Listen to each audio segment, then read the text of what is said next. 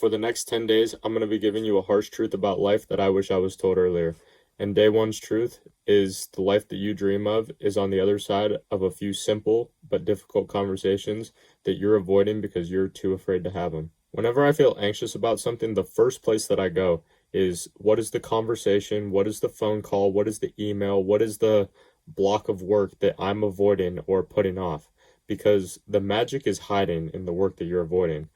So have that difficult conversation. And some of the heaviest things in life are the burdens of unmade decisions and conversations that we haven't had yet.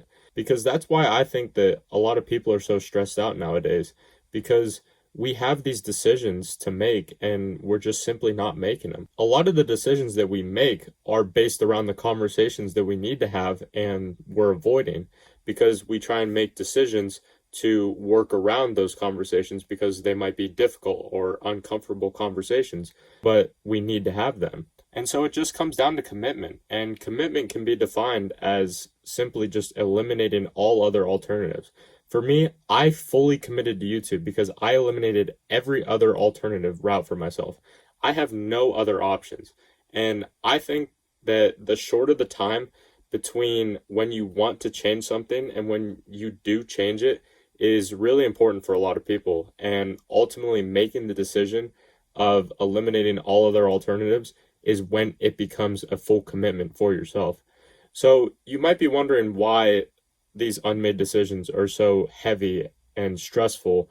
And to put it into perspective, for me at least, the way my brain works is I constantly am thinking of something differently and trying to reframe it. So maybe it's like, I should change this or keep it like this. Maybe it doesn't matter, but what if it does matter?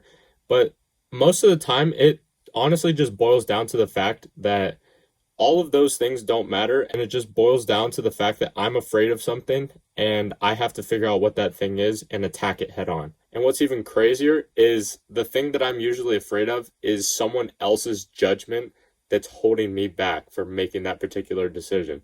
So once I identify who it is or what it is, specifically, rather than seeing it as this big overarching thing, when you say it out loud and you say it in a frame that's like, I'm not making this big change in my life because of my mom or my dad or my Uncle John, whoever it might be in your life, right? But it's like you're saying that this one singular person has more control over my life than I do. And to be completely open and honest with you, when I was younger, around like late high school, early college days, I used to be so angry and resentful towards my parents, and I used to blame them for like coddling me as a child, and like I basically blame them for me being a shitty person and being a weak man.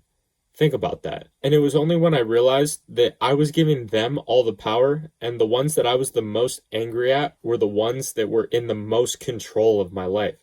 And that's where it clicked for me when I was like, fuck that shit. And contrary to what you might think and what you might have been told, when I started taking control over my own life, my relationship with them actually significantly improved. So make that unmade decision that I know that you know what it is. You're thinking about it right now, and your brain is trying to cope with you and trying to figure out a way to convince you that it's not that important and that you can wait one more day and that you'll do it tomorrow.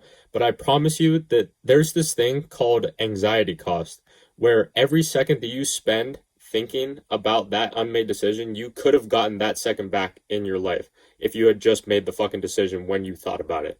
So if you start doing this, it's going to give you the ability to move through life 10 times faster than 99% of people. And that doesn't mean what you think it is. That doesn't mean you're going to die earlier or anything like that.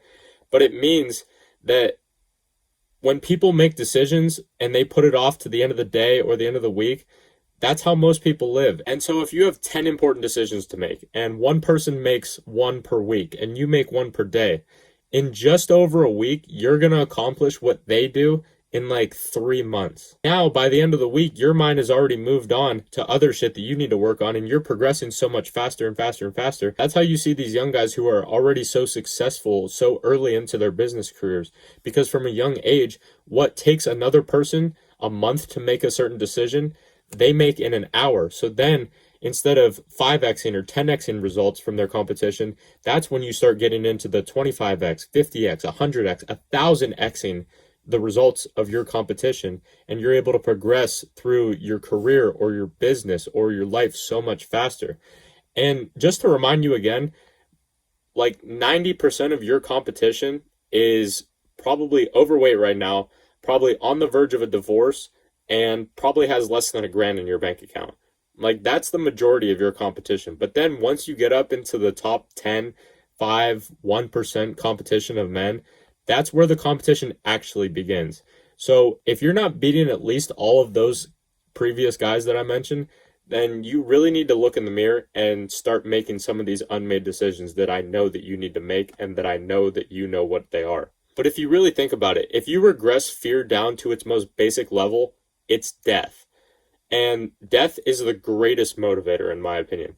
For me, it's like I've always felt destined for more and that I've deserved more than other people, even from a young age, like 11 or 12 years old, when I had no dreams, no vision, none of this purpose or anything that I'm doing right now. But it's because of this that I have a feeling that gives me this massive amount of internal insecurity that I'll never be enough. And if I'll never be enough, then this won't happen, and then that won't happen, and then that, and you boil it all the way down, and then I'll be dead. That's what it boils down to every single time. Whether you're consciously aware of it or not, that's what motivates me, and that's what motivates most people from the highest performers that I've studied. It seems to be a common denominator.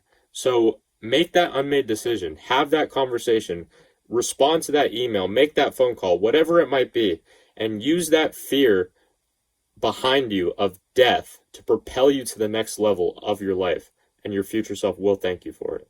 And I'll see you tomorrow for day 2.